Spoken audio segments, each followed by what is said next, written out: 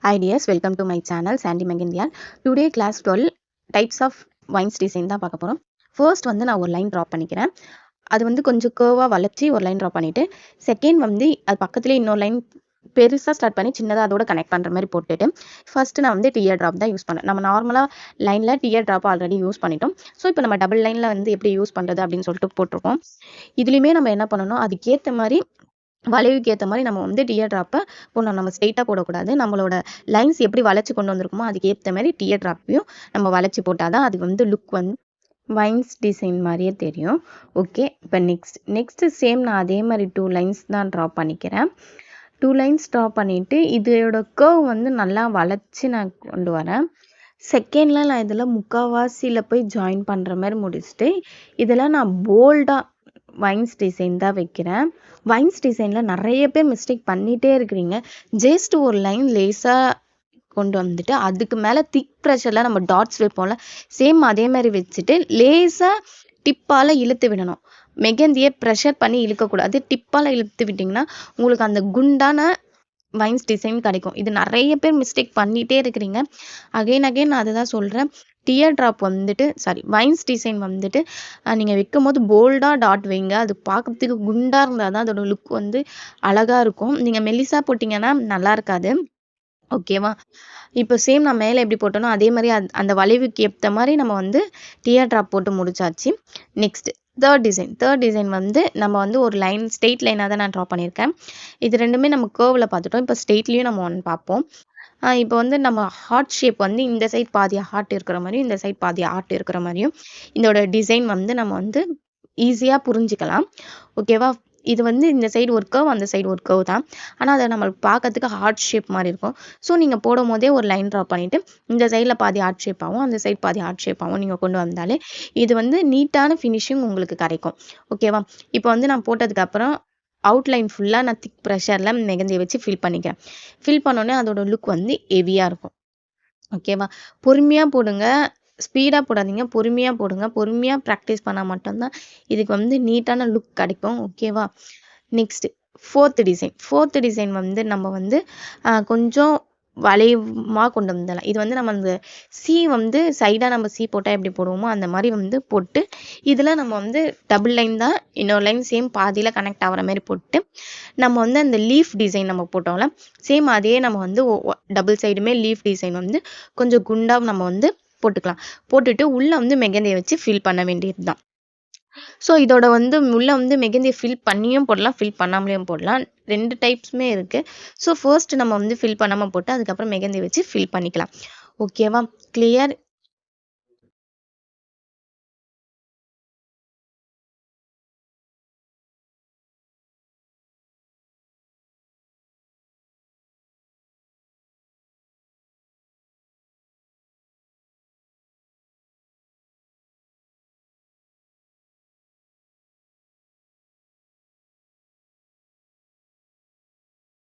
Fifth டிசைனுக்கு நான் ஒரு லைன் ட்ரா பண்ணிவிட்டு அதுக்கப்புறமேட்டுக்கா நான் சேம் வந்துட்டு லீஃப் டிசைன் தான் போட்டுக்கிறேன். ஆனால் உள்ளே வந்து மெகந்தியை வச்சு ஃபில் பண்ணிக்கிறேன். ஓகேவா? இப்போ நம்ம 4th டிசைனில் கனெக்ட் பண்ணி போட்டோம்.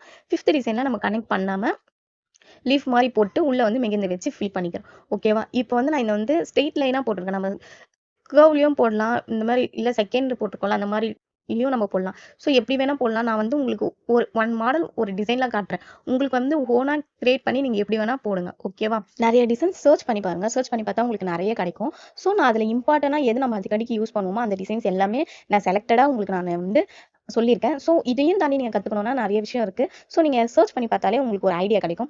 ஓகே, நெக்ஸ்ட் சிக்ஸ்த் டிசைன் வந்து நான் வைன்ஸ் டிசைனே வந்து போல்டாக போடாமல் கொஞ்சம் லென்த்தியாக போட்டு அதுக்கப்புறம் நான் வந்து டபுள் லைன் வந்து ஷேடிங் லைனாக நான் ட்ரா பண்ணிக்கிறேன். செகண்ட் லைனுக்கு மேலே குட்டி குட்டியாக டாட்ஸ் வச்சுட்டு அகைன் நான் வந்து வைன்ஸ் டிசைன் வந்து நான் கண்டினியூ பண்ணிக்கிறேன். ஸோ இது வந்து நான் கர்வுக்கு ஏற்ற மாதிரி தான் வளைச்சி தான் நான் போடுறேன். இது வந்துட்டு உங்களுக்கு வந்துட்டு இந்த டியர் ட்ராப்ன்றது வைன்ஸ் டிசைன் வந்துட்டு கொஞ்சம் ஈஸியாக இருக்கும். மோஸ்ட்லி எல்லாருமே இப்படி தான் நீங்கள் ட்ரை பண்ணீங்க. அதனால் இது ஈஸியாக வந்துடும் நான் நினைக்கிறேன். ஜஸ்ட் நான் லைன் போட்டு லேஸ் ப்ரெஷரில் நான் அதை வந்து கொஞ்சம் லென்த்தியாக இழுத்து விட்டுக்கிறேன். அவ்வளோதான். ஓகேவா? இது கிளியராக புரியுதுன்னு நினைக்கிறேன். Next 7th design.